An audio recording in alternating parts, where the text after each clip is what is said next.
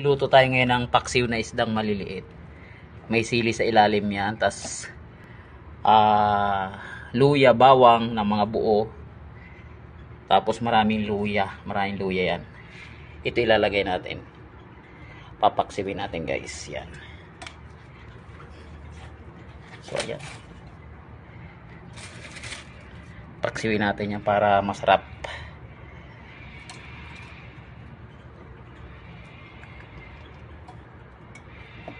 So ayan. Kailangan natin siyang paksiwin. Sino bang mahilig sa ganito guys? Hilig ko to guys eh. Tapos lalagyan natin ng suka na maanghang. So ayan. Na guys. Paluto na siya guys. Ayan. So ayan na yan guys. Luto na guys. Pwede na kumain.